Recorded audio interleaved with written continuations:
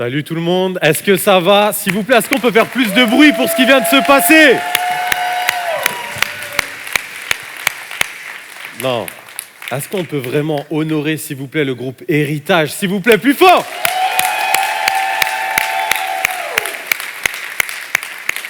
Moi, je suis hyper content pour une seule raison. Pour plusieurs, déjà, je suis trop béni de vous voir tous ensemble encore une fois. Merci. Mais moi, je suis un peu arrivé en retard à l'église, dans ma foi chrétienne, dans la vie. Et là, j'ai appris à redécouvrir des chants que j'avais entendus quelques fois, moi, quand j'ai été à l'église. Et je trouve que c'est super important de retourner au cœur de la louange. Moi, j'ai vraiment été béni par ce moment et je remercie vraiment Dieu pour ce groupe, pour votre présence. Et le groupe Héritage est venu bénir pendant ce week-end l'église MLK. Et je nous invite vraiment à honorer. Après, on aura cette fin avec eux, mais aussi en bas. En bas, ils ont un stand avec leur association CEL. Donc, si on peut aller faire un tour ensemble, s'il vous plaît. Mais en tout cas, trop honoré du groupe Héritage. Et finalement, j'ai l'impression que Dieu est très fort. Très, très fort parce que ce message, moi, quand j'entendais le mot héritage cette semaine, c'était un peu flou dans ma tête. C'était un peu flou et il y avait trop de trucs qui se mélangeaient. Et il y a quelque chose que, quand j'étais en train de préparer le message, je me suis dit, bref, je vais faire court. Le mot héritage, ça veut dire quoi? Et j'ai compris qu'il allait avoir le groupe Héritage qui allait être là. Et moi, quand j'étais en train de préparer ce message sur les héros de la foi, je me suis posé cette question, mais en fait, quand on est héros de la foi, c'est quoi notre héritage? C'est quoi mon héritage? Et c'est simplement le titre de ce message, mais c'est quoi mon héritage? Et la définition que j'ai trouvée sur Internet, donc la définition Larousse, très séculière, sur l'héritage, c'est patrimoine laissé par une personne décédée et transmise par succession. Donc c'est ça un héritage. Et je voulais être très sûr de la conséquence d'un héritage, mais c'est quoi en vrai l'héritage? Du coup, j'ai fait appel à une amie. Et c'est une personne qui a fini ses études juridiques et du coup qui est en notariat, donc elle est notaire stagiaire, bientôt notaire. Et je lui dis, mais quand tu es avec le notaire, c'est quoi les plus grands cas que toi tu vois quand on parle d'héritage? Et quand on parle d'héritage, du coup mon amie Ava m'a dit, en fait 99% des cas, les gens veulent que ça aille plus vite. Ils veulent accéder à leur héritage rapidement. Et on parle souvent dans ce process d'héritage, pour accéder à l'héritage, qu'il y a des disputes. En fait, dans le monde dans lequel on vit, quand on entend héritage, quand on est devant le notaire, il y a des disputes. Et on parle d'argent. Et moi, je me suis dit concrètement, mais du coup, moi, héritage, quand je vais dans la Bible, c'est pas la même chose. Et du coup, si vous êtes OK, on va simplement faire un truc ensemble. Je pense que quand on parle d'héritage, quelque part, il y a une question qui se pose, c'est la foi. Donc on a bien compris la définition humaine de l'héritage. Je la répète une dernière fois, patrimoine laissé par une personne décédée et transmise par succession. Chaque mot est important. Donc, on a dit qu'on mélangeait foi et héritage, on va faire un petit truc ensemble. Et là, on va dans Hébreux. Hébreux 11 au verset 1. Remettons la Bible à la mode, les amis. Qui a sa Bible? Qui a un iPhone? Qui a un téléphone avec l'application Bible? C'est OK, on y va. Donc, Hébreux 11, verset 1. Le verset nous dit simplement « Or la foi, c'est la ferme assurance des choses qu'on espère, la démonstration de celles qu'on ne voit pas. » Verset 2. « C'est à cause d'elle que les anciens ont reçu un témoignage favorable. » Verset 3. « Par la foi, nous comprenons que l'univers a été formé par la parole de Dieu, de sorte que le monde visible n'ait pas été fait à partir des choses visibles. » Je pense que la seule question que j'ai envie de vous poser, c'est la foi, est-ce que c'est un héritage finalement? Là, quand on reprend juste le verset 1, moi c'est un verset que j'ai lu et je ne comprenais pas. Or la foi, c'est la ferme assurance des choses qu'on espère, la démonstration de celles qu'on ne voit pas. Mais le mot foi, en fait, ça veut dire quoi concrètement? La foi, en fait, c'est croire concrètement, le mot c'est pistis, mais c'est croire concrètement, fidèlement avec engagement. Et on nous dit, c'est la ferme assurance. C'est quoi une ferme assurance? Eh bien, dans la Bible, la ferme assurance, ça veut dire avoir un fondement solide. Et je me dis, en fait, la foi, finalement, rend maintenant visible ce qui est invisible. La foi réelle, la foi rend réel maintenant ce qui est invisible. Et c'est plus une histoire de marcher parce que tu vois, c'est marcher parce que tu crois. En fait, la foi, c'est croire en quelque chose que tu ne vois pas, avec des fondements solides, avec espérance. Pour parler concrètement avec vous, moi je pense qu'on a tous des sujets dans nos vies qui n'avancent pas. Je pense qu'on a tous des sujets dans nos vies où notre foi elle est challengée. Je pense qu'on a tous des sujets où travail, familial, école, n'importe, santé, où on se dit mais ça avance pas. Et en fait, en un verset, Dieu est en train de nous dire mais en fait la foi, c'est espérer en quelque chose que tu ne vois pas. Moi concrètement, en fait, c'est où que ma foi elle est challengée? C'est tous les dimanches quand je suis ici. Pourquoi? Parce que je me dis en fait que j'ai un sujet dans ma vie où j'ai pleuré à Dieu. Et je lui ai dit, Seigneur, touche les membres de ma famille. Et chaque fois que je monte ici, croyez pas que je suis à l'aise avec les caméras, je suis à l'aise sur le fait de parler ici. Parce qu'à chaque fois que je suis là, je suis en train de dire non à quelque chose. Parce que je dis oui à Jésus, je suis en train de dire non à ma vie. Mais Dieu m'a béni, Sarah est là. Merci Sarah de faire partie de ma famille. Merci.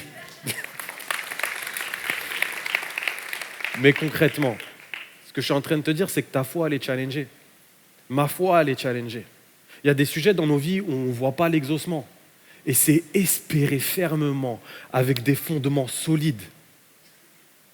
Est-ce qu'on décide de marcher par la vue ou par la foi? C'est ça la vraie question.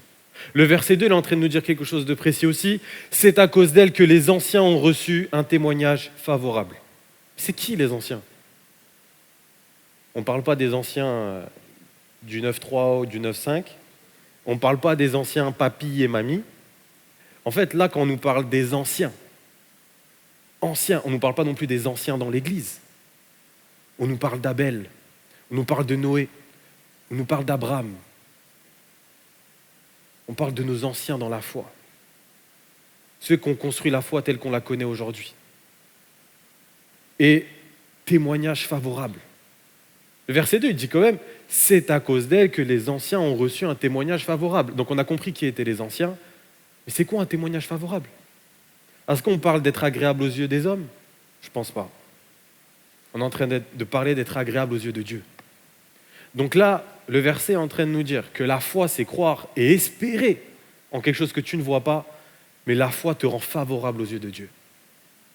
La foi te rend favorable aux yeux de Dieu. Et est-ce qu'on réalise vraiment finalement la puissance de la foi? C'est la seule chose qui te rend favorable aux yeux de Dieu. Et là, je me dis que la foi finalement, c'est pas juste une puissance, c'est pas juste des miracles, c'est pas juste un don. C'est pas juste tu pries pour les gens et Dieu te révèle certaines choses. Non. C'est pas juste des guérisons. Non. On te dit que la foi, c'est ce qui te rend favorable aux yeux de Dieu.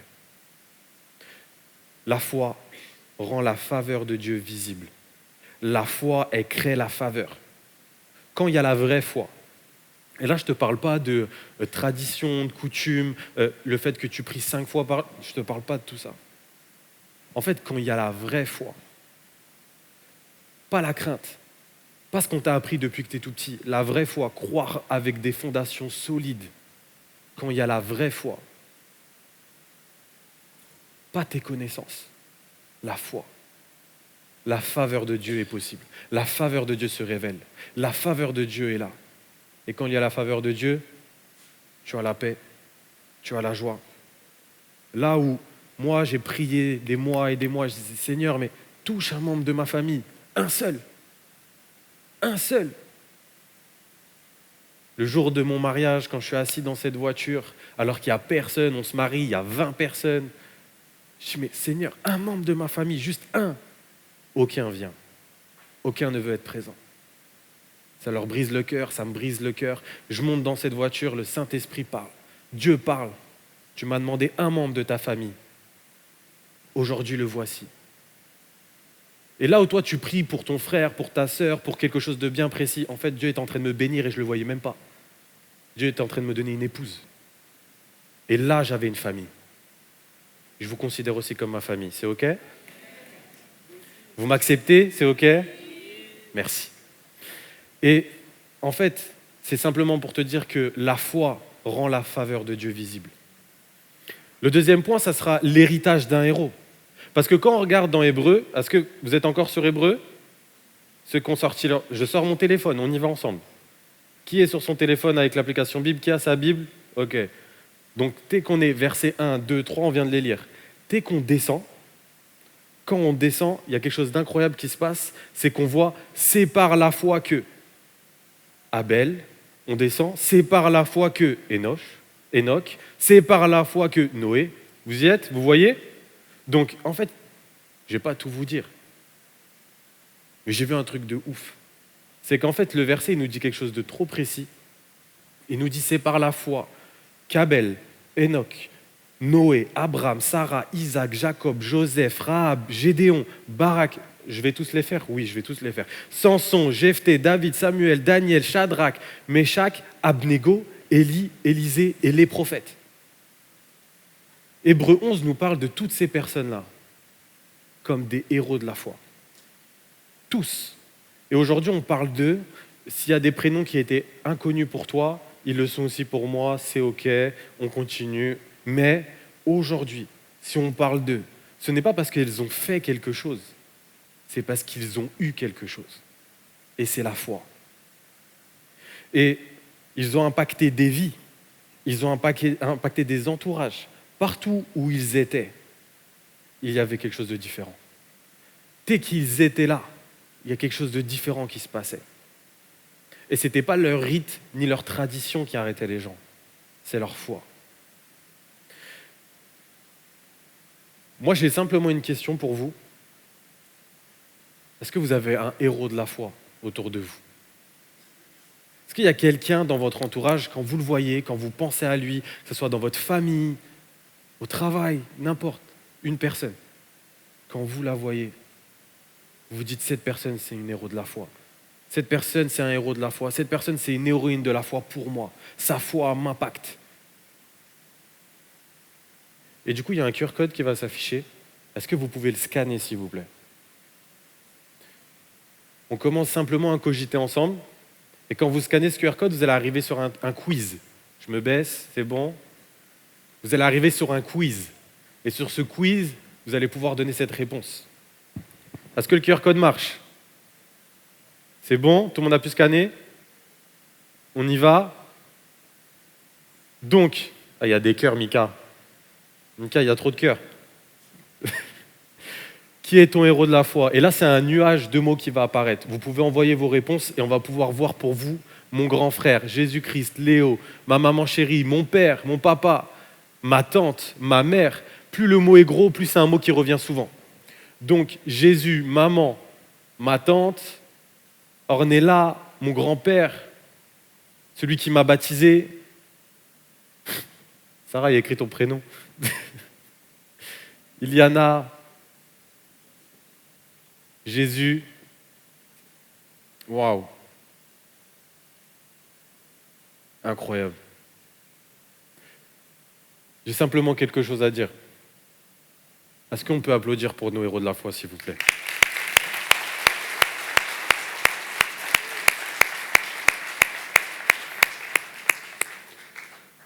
Merci beaucoup, Mika. Du coup, j'ai vu beaucoup de mots, de noms passer, mais à aucun moment j'ai vu écrit moi. M-O-I. Pas moi, Elias, mais moi, vous. Et je pense que, de un, on devrait aimer nos héros, aimons nos héros, honorons nos héros. Mais je me pose cette question, pourquoi tu n'es pas dedans? Parce que si aujourd'hui tu es là, c'est que tu as quand même un peu la foi.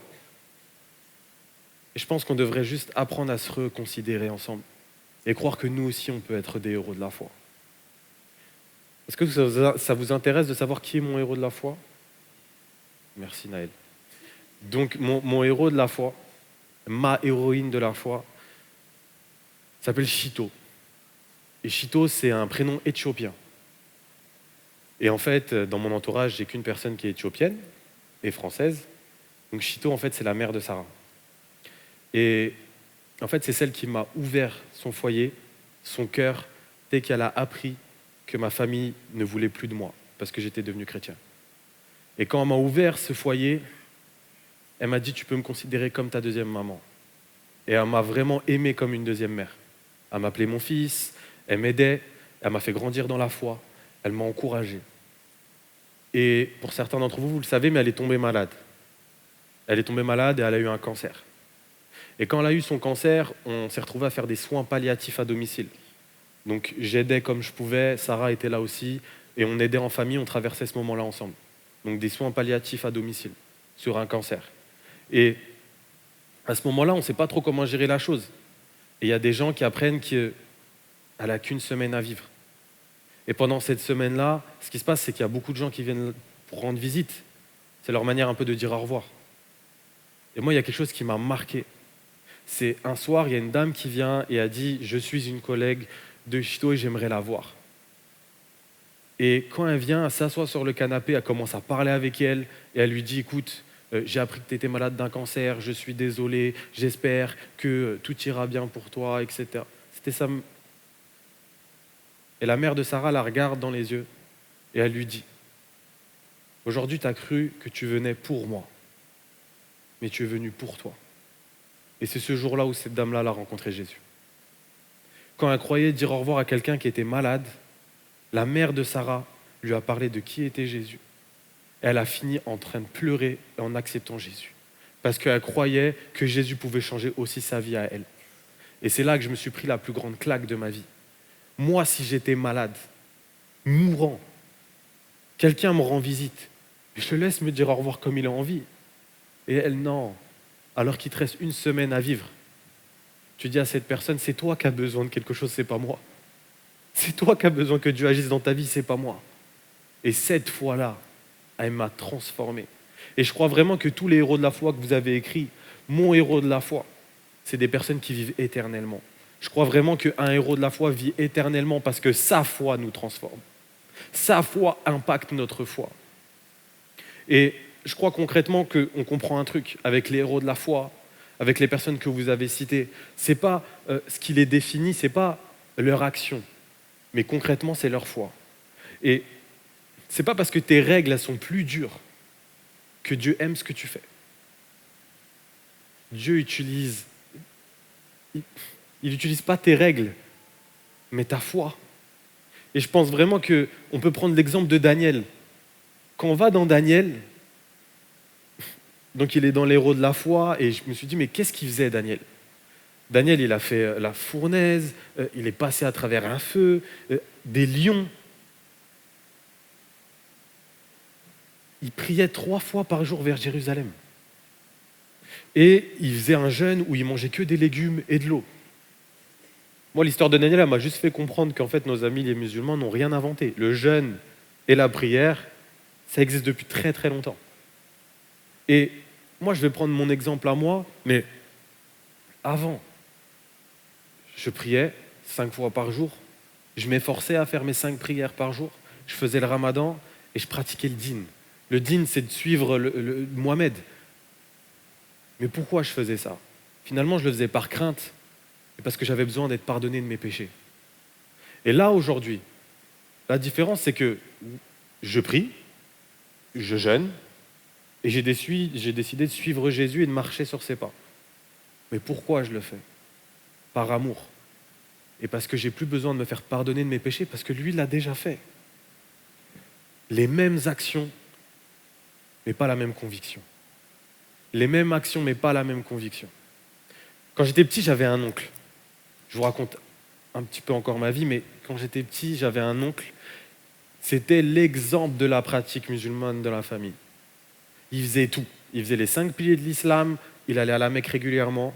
Et moi, j'étais fasciné. Fasciné de voir un adulte pratiquer autant sa foi. Et je demande à mon père, mais pourquoi tonton, il fait ramadan, il prie, et en plus, il fait un truc que pas tous font, mais il faut avoir un sacré niveau de foi, c'est pendant plus de 10 ans, il faisait 2 jours de jeûne par semaine. Donc, il jeûnait beaucoup. Et moi, j'étais juste choqué. Je me dis, mais pourquoi ? Mon père me met sa main sur l'épaule, il me dit, tu sais, Elias, tonton, il a fait beaucoup de bêtises dans sa vie. Il a besoin. Mais en vrai, c'est juste le reflet de quelque chose de concret. Toutes les règles religieuses que tu t'imposes, c'est pour une raison. Et quand ce que tu fais n'est plus une règle, c'est parce que tu as compris la grâce. Et quand on regarde tous les héros de la foi, tous ceux que vous avez notés, mais surtout tous ceux de la Bible, à aucun moment il y a écrit « c'est par la foi que Abel a prié et a jeûné ». C'est par la foi qu'il a prié et jeûné. On parle d'actions concrètes qui ont changé des vies et qui ont changé leur vie. Parce que quand il y a la foi transforme la vie d'un héros. Elle te fait faire des actions que tu n'aurais jamais cru possibles, qui impactent tout ton entourage. Et le dernier point, c'est la promesse pour un héros. C'est une question que je me pose, c'est quoi la promesse pour un héros? Donc dans Hébreux, maintenant Hébreux 11, on va aller juste tout au bout. Verset 39.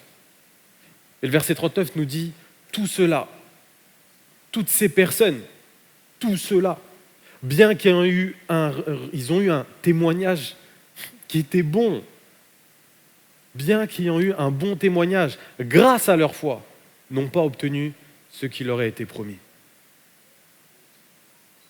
Moi, le verset 39, il me chamboule. Donc on nous dit que toutes ces personnes, tous les héros qu'on a cités de l'Ancien Testament, tous ces héros de la foi, ils ont eu un bon témoignage, mais ils n'ont pas obtenu cette promesse. Mais il est où le problème, du coup? Les héros, en fait, ils n'ont pas eu accès à cette promesse. Ils l'ont attendu, mais ils ne l'ont pas vécu. Et quand j'ai regardé ce que ça voulait dire promis, en fait, c'est pas une bénédiction partielle. Ce qui leur a été promis, ce n'était pas une bénédiction partielle. Mais en fait, c'était une promesse messianique, c'était la promesse de Jésus. Tous les héros de la foi ont impacté le monde avec leur foi, mais ils n'ont pas reçu ce qui était promis pour eux. C'était Jésus, c'était le Messie, c'était le salut, c'était le pardon de leurs péchés. Et la conclusion de tout ça, c'est que le bon témoignage ne suffit pas. Ce n'est pas parce que tu as un bon témoignage que la promesse de Dieu arrive. C'est pas ça la clé. Le bon témoignage ne suffit pas pour recevoir la promesse. Le verset 40 nous dit « Car Dieu avait en vue quelque chose de meilleur pour nous. Ainsi, il ne devait pas parvenir sans nous à la perfection. » Mais qu'est-ce que ça veut dire? Le mot meilleur. Dieu avait quelque chose de meilleur pour nous. Mais meilleur, c'est quoi? Plus grand que la foi qui nous rend favorables aux yeux de Dieu? Meilleur. Et quand tu t'arrêtes sur le mot perfection, encore une fois, c'était un mot bien précis. Promesse messianique. On parle de la vie éternelle. Ils ne pouvaient pas, les héros de la foi ne peuvent pas accéder. Sans nous, ces anciens héros ne peuvent pas accéder à la vie éternelle, au Saint-Esprit qui vit en nous, à la relation avec Dieu, le péché qui est pardonné. Cette vie de perfection, elle n'était pas accessible pour les anciens héros de la foi. Les héros, ils n'ont pas eu accès à tout ça. Mais aujourd'hui, toi et moi, nous avons la possibilité d'avoir accès à cet héritage. Et cet héritage, en fait, c'est la foi parfaitement complète. La foi parfaitement complète. Aujourd'hui, la foi est complètement complète parce que Jésus est venu. Et Jésus est au centre de cette foi. Ce n'est pas des croyances, ce n'est pas des rites, ce n'est pas des actions, ce n'est pas des traditions. C'est Jésus qui est au centre de cette foi-là. Et aujourd'hui, la foi qui est parfaitement complète est accessible pour toi et pour moi. La foi ne te rend pas plus juste. En fait, concrètement, la foi ne te rend pas juste favorable. Aujourd'hui, elle te donne accès à la perfection. C'est ça la différence entre les anciens héros de la foi et ce que tu es capable d'avoir accès aujourd'hui. Aujourd'hui, concrètement, ce n'est pas juste être favorable aux yeux de Dieu. Si tu as la foi complètement parfaite que Dieu peut te donner, tu as accès à la perfection. Les héros de la foi, ils ont espéré voir la promesse. Nous vivons la promesse aujourd'hui. Les anciens héros de la foi, ils ont vu l'héritage de loin. Toi et moi, on peut le vivre maintenant. Alors qu'on va pouvoir commencer à rechanter ensemble, j'ai juste envie qu'on parle encore un peu, toi et moi. Est-ce que tu veux être un héros de la foi aujourd'hui qui peut manifester sa foi complètement parfaite? que tu veux être un héros de la foi qui manifeste son héritage? Tu as accès pour manifester cette foi complète. Parce que sache qu'on ne reconnaît pas un héros avec ce qu'il dit, mais avec ce qu'il fait. Et aujourd'hui, ton nom, si un jour ce quiz ressort, va pouvoir ressortir. Aujourd'hui, toi aussi, tu peux être un héros de la foi si tu décides de te lever maintenant. Et c'est ce que je nous invite à faire. Si tu veux être un héros de la foi, lève-toi. Parce que le monde maintenant doit te voir aussi. Comme toi, tu as vu tes parents, comme toi, tu as vu ta famille comme un héros. Aujourd'hui, toi aussi, tu peux être un pilier.